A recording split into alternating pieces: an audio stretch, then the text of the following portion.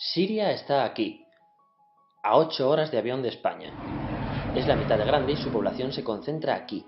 ¿Por qué? Porque toda esta zona es un enorme desierto, pero un desierto muy importante. Tiene un tercio de las reservas de petróleo del mundo y también de gas natural, según algunos el nuevo petróleo. Para sacarlo de aquí y llevarlo a Europa, hay que rodear toda esta península y salir por el canal de Suez. Como te puedes imaginar, aquí te cobran. Pero hay otra manera más fácil, la línea recta. El que controle estas tuberías las puede abrir y cerrar, como un grifo. Si no pagas, no hay petróleo, ni gas. Esta región es la... La civilización en el planeta empieza en 3 sitios y este es uno de ellos. Mesopotamia, aquí. Sumer, que te sonará menos, pero es el inicio de todo. Aquí también. ¿Recuerdas la Torre de Babel de la Biblia? La hicieron estos tíos. Egipto, aquí. Siempre ha sido un punto de contacto entre Oriente y Occidente, dando a Asia salida al Mediterráneo. Quizá por eso aquí nacen las principales religiones monoteístas, el judaísmo, el cristianismo y el islam. El islam es el último que llega y de hecho acoge a las dos anteriores. Adán, Noé, Moisés, Jesucristo son considerados profetas islámicos. Bueno, al grano. Como la zona es la hostia, todos han querido controlarla y siempre ha estado dentro de algún imperio. Persas, griegos, los romanos. El imperio romano termina partiéndose en dos, y finalmente solo sobrevive esto. Ahora es cuando la última religión monoteísta, el Islam, construye su propio imperio. ¿Te acuerdas de las cruzadas?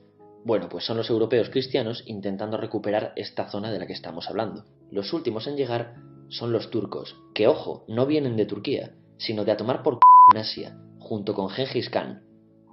Lo conquistan todo y fundan el Imperio Otomano.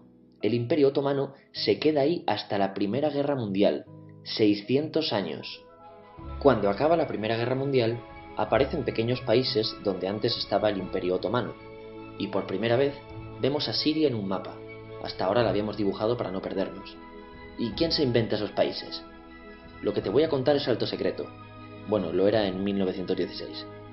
Este súper secreto se llama Acuerdo de Sykes-Picot. Los franceses y los ingleses no podían derrotar solos al Imperio Otomano.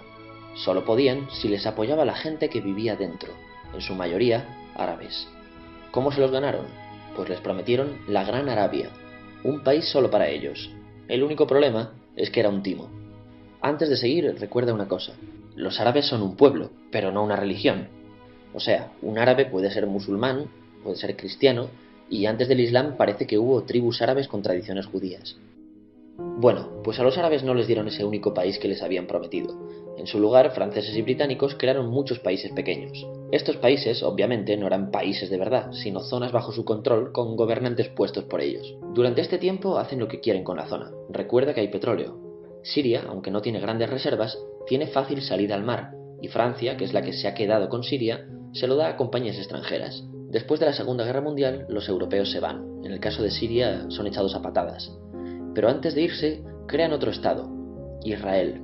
No es el momento de hablar de ello, pero es un estado muy polémico que sus vecinos no reconocen. La prueba es que nada más irse los británicos, todos estos estados lo atacan.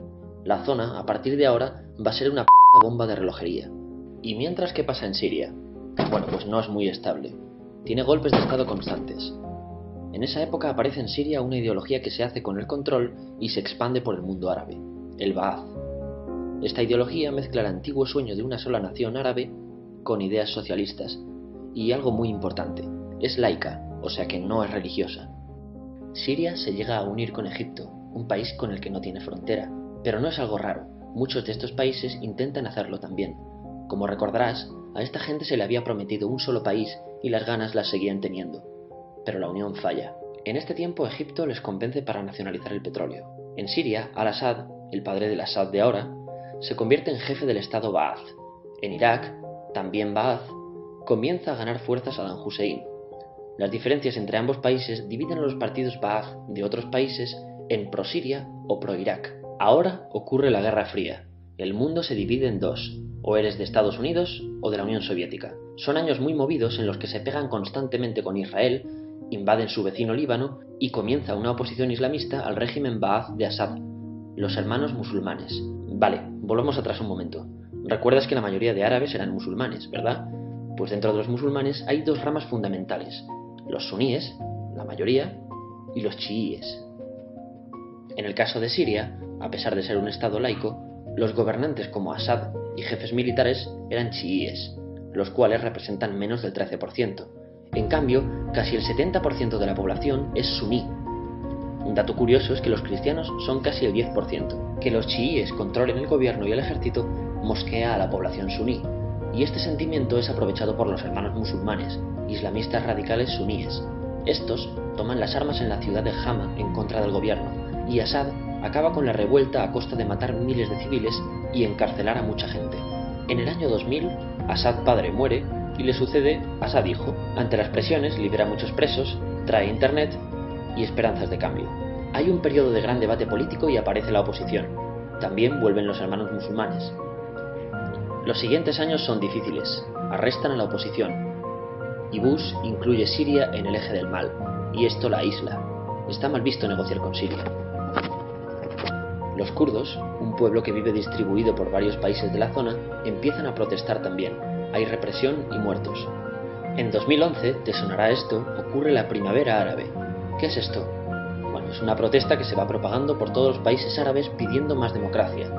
Como ves, el mundo árabe, a pesar de estar dividido en países, tiene tendencias generales. Cuando llega a Siria, Assad hijo termina usando el ejército y en los enfrentamientos mueren unas 1000 personas. Los enfrentamientos irán escalando hasta que se conviertan en guerra civil. No hay un momento exacto de inicio. Lo importante es que hoy en día hay numerosas facciones en juego. Vamos a verlas. Pero primero piensa en que todo está dividido entre chiíes, la minoría, y suníes, la mayoría.